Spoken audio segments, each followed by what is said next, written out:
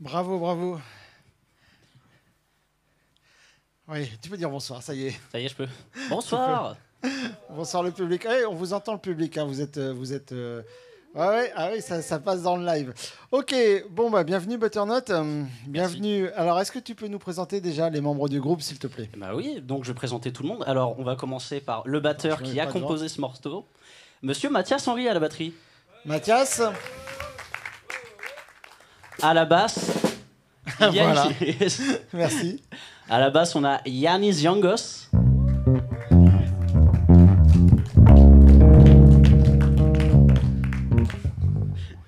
Merci.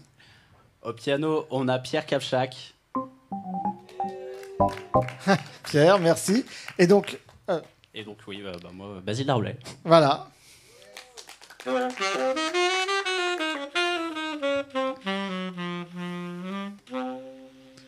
Merci, merci.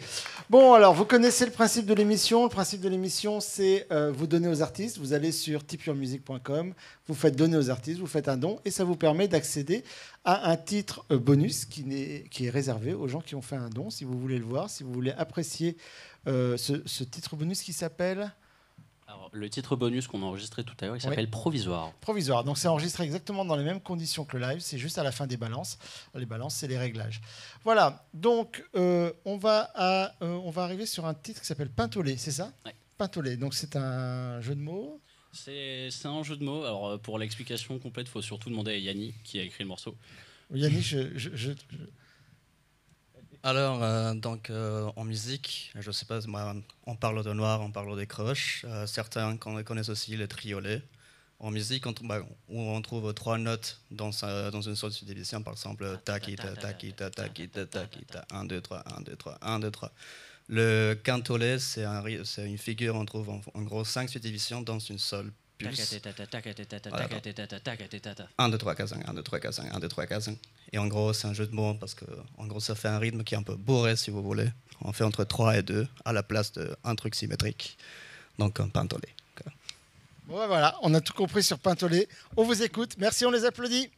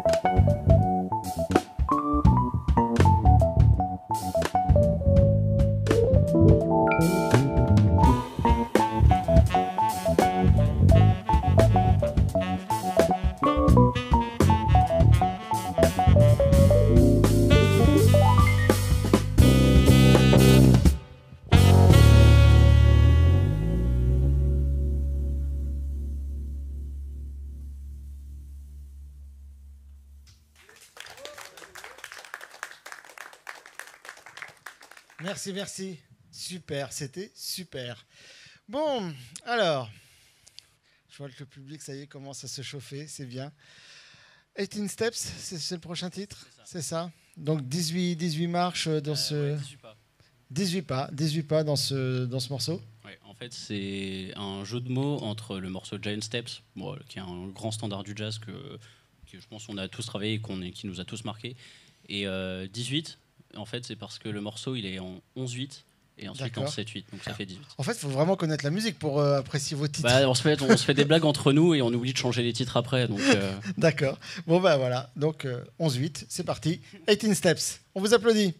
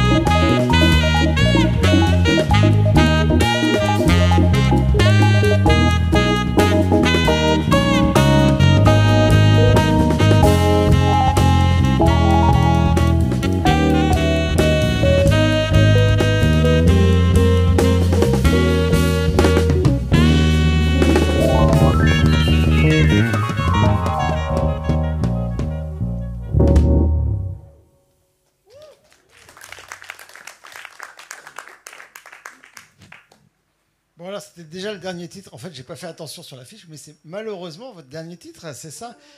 Bah oui. Ah non, il va falloir qu'on laisse la place aux autres artistes, en fait. C'est vrai que vous avez des titres qui font pas... on n'est pas sur du 2 minutes 30, pas trop. Hein. Donc, c'est pour ça. Donc, ce qu'on va faire, c'est qu'on va passer sur le côté interview. Alors, je vais d'abord commencer peut-être avec ceux qui ont des instruments faciles. Avec toi, tu as ton pedalboard. De toute façon, vous allez tous me rejoindre. Donc, toi, c'est assez facile. On peut peut-être commencer. Et puis, ils vont t'aider à ranger ta batterie. On va la démonter. Et puis, vous me rejoignez dès que vous pouvez, le plus vite possible, sur la partie canapé. Je crois qu'il faut que j'emmène... Thomas, il faut que j'emmène mon micro. Hein. Non? Ouais, si. Ouais, je l'emmène. J'essaye de l'emmener. Alors, hop. Super. Ah oui, c'est vrai qu'il y a un fil qui est super long. Alors... C'est pas moi. Celle-là, elle n'est pas pour moi. Alors, je vais juste en profiter pour rappeler comment on passe dans l'émission. Alors, pour passer dans l'émission, il y a 3 façons.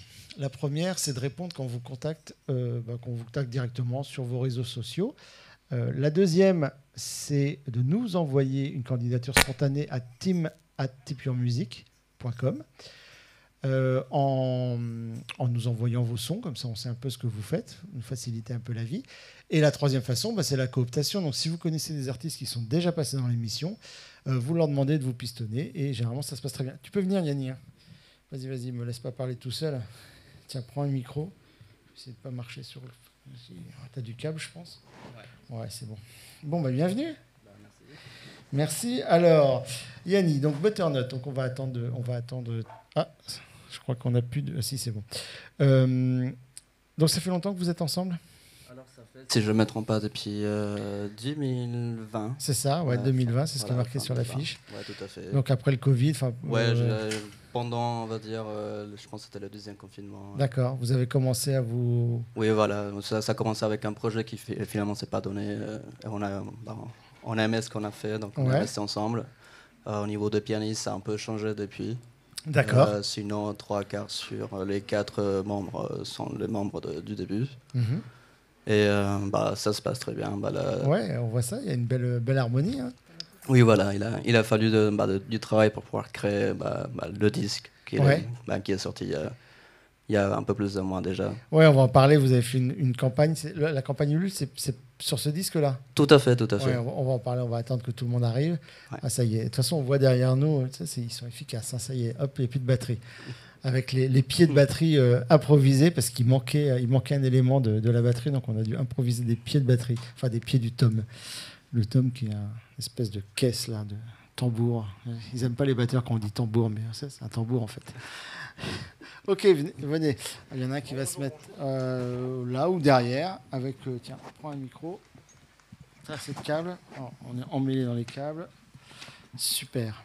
Voilà. Bonjour. Bienvenue, re-bienvenue. C'est bon? T'as ton micro, il marche aussi? 1, 2, 1, 2. Ouais, super. Tout le monde marche. Ok. Donc, c'est quoi vos influences? D'où vous venez?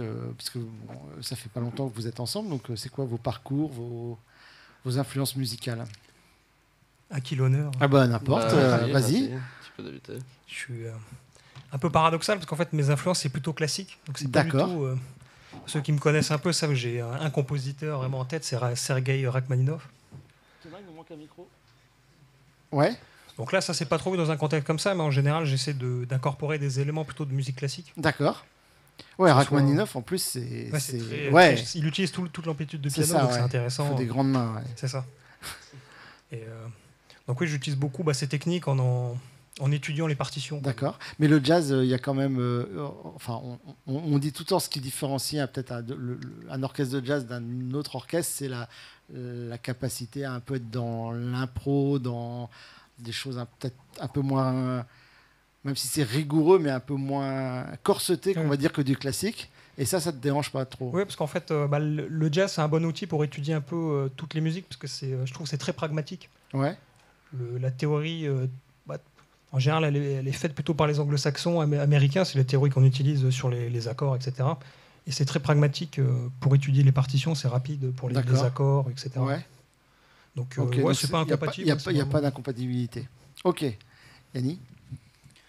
Alors, moi, c'est un cas particulier. Déjà, je ne suis pas français de naissance. D'accord. Je suis né au Venezuela, Ok. arrivé en France environ 10 ans, il y a 10 ans, je pense, 2014, ouais, effectivement. Et au niveau des influences, c'est particulier. J'ai commencé comme clarinettiste quand j'étais petit à l'orchestre. D'accord. Bon, ça reste un instrument avant. Voilà, j'ai fait 10 ans de classique. Ok. Puis, Classique aussi. Ah ouais, classique. Et puis c'est changé vite fait à la 15-16 ans en guitare et basse, et tout ce qui était jazz, funk, et tous les styles un peu plus, on va dire, modernes, et adapté aussi à l'instrument que j'étais en train d'étudier. Au niveau des influences, après, comment dire, ça passe par beaucoup de, comment dire, d'étapes différentes de ma vie, si je veux. Ouais. Après 30 ans, au moins, j'ai envie de dire que je ne peux pas juste parler d'une seule Non, influence. bien sûr, ouais. Ça, c'est éclectique. Mais d'un autre côté, est-ce que tu as quand même plus des rythmes, on va dire, latino-américains Dans un sens, je pense que je garde quand même un peu ces charmes, si je veux, mais je ne le montre pas forcément. D'accord. Mes influences restent quand même très anglo-saxonnes. Donc tu joues quand même sur le temps, tu joues pas en arrière du temps. Quand même un petit peu, quand même Un si. Je suis pas blanc à 100%, on va dire comme ça. Mais ça reste à voir. Quand même tout ce qui est la funk, blues, R&B, etc. Jazz, purement parlant de ce qu'on fait là maintenant. C'est des styles qui me touchent énormément. C'est ça qui construit plus ou moins mon vocabulaire. Je trouve que aussi mes origines rapportent quelque chose peut-être d'unique à ça, j'espère. Très bien. Voilà. On continue le tour de canapé. Allez. Du coup, je dois parler de mes influences, c'est ça? Ouais, c'est ça, ouais, ça serait bien. Alors, au niveau saxophone, il y a énormément d'influences pour moi. Notamment pour ce groupe-là. Une de mes plus grosses influences, c'est Ben Wendell, qui est le saxophoniste du groupe Nibody. Et Nibody, c'est un quartet qui nous a quand même pas mal marqué un peu tous les quatre. Et moi, surtout au niveau du saxophone, c'est un des saxophonistes que je connais le mieux, où j'ai le plus écouté, qui utilise lui aussi un pédalboard. Après, il y en a d'autres, notamment en France, il y a Christophe Panzani, qui est un énorme saxophoniste aussi avec un pédalboard. Sinon, dans le jeu, il y a des saxophonistes comme Walter Smith III, Chris Potter aussi, et aussi beaucoup de la scène free jazz, Albert Heller. Ouais, parce que le pédalboard, effectivement, c'est pas quelque chose. Alors, on retrouve des saxophones, c'est très traditionnel comme instrument dans une formation de jazz. Ça a toujours été, mais le pedalboard, c'est vrai que c'est plus sur du jazz fusion, du jazz un peu moderne. Des exemples de saxophonistes qui ont un peu changé leur son. Il y a Michael Brecker aussi déjà qui utilisait le iwi, donc un instrument avant, mais un synthé avant. Et Michael Brecker aussi, j'en ai beaucoup écouté. Donc Ben Wendell avec Nibody. Il y a Guillaume Perret aussi en France, qui est un des saxophonistes, je pense, qui est le plus connu qui en utilise. Enfin, ça commence à beaucoup se démocratiser. Ouais, c'est ça, dans des formes de jazz un peu plus modernes, un peu plus où on va déformer un peu, travailler le son en fait, travailler le son original. Et toi? Alors moi, attention. Moi j'ai commencé plutôt rock. D'accord. Voilà, en tant que batteur. Ouais, c'est assez. C'était ça. Et aujourd'hui, du coup, j'ai fait des études de jazz et tout, et puis maintenant, j'aime beaucoup de choses et surtout groove, quoi. Je suis revenu vers un truc plus binaire. J'aime bien jouer vite, très subdivisé, comme on a pu le voir dans certains morceaux tout à l'heure, et ouais, jazz groove. Jazz. Le fameux jazz. Ok, très bien. Donc, vous avez des projets en cours là. Vous avez fait une campagne Ulule. Elle est terminée la campagne? Elle est terminée. C'est bon, on l'a remplie avec succès. Du coup, merci à tous ceux qui nous ont soutenus. Fallait pas le dire. Non, mais on peut encore. Vous avez fait une prolongation, on peut encore donner? Non, du coup. Bah non. Alors. Si vous voulez donner, il faut donner sur Tip Your Music. En fait, si vous allez sur tipyourmusic.com, vous faites donner aux artistes, ça marche toute la semaine. Hein. Toute la semaine, vous pouvez donner à Butternut et aux deux autres artistes qui vont passer. Et donc, ça leur est reversé sans commission. Donc, c'est une façon de compléter la cagnotte Ulule, même si elle a été avec succès. Oui, non, parce qu'on en a quand même besoin pour nous développer, en fait. Et donc, la cagnotte, c'était pour l'EP, c'est ça? Ou pour l'album? C'est un album. La cagnotte, c'était soit un très long EP, soit un album très court. C'est au choix. Oui, de toute façon, vous ne pouvez pas loger 12 titres de 7 minutes sur un album. Oh si, on pourrait. D'accord. C'est juste qu'on n'a pas eu le temps, mais on pourrait. D'accord. C'est justement, donnez-nous un peu plus d'argent, comme ça on pourra louer 7 jours de studio, et là on fera peut-être un album de 2 heures, quoi. Ah bah, il faut venir ici. On en reparlera. On en reparlera, ouais. Bon, ok. Et donc des concerts. Ouais, les prochaines dates. Alors, on a un concert le 5 juillet à Marcoussis, en Essonne, D'accord. dans la brasserie Ox, et le 29 septembre au festival Au Sud du Nord pour les 30 ans du festival. Ça aussi, c'est en Essonne. D'accord. Et puis après, on a d'autres concerts qui arriveront. On essaiera de communiquer les dates peut quand vous on les suivre aura. sur les réseaux sociaux. Ouais. Bon, ben merci à tous les Merci quatre. beaucoup. Bah, merci à toi.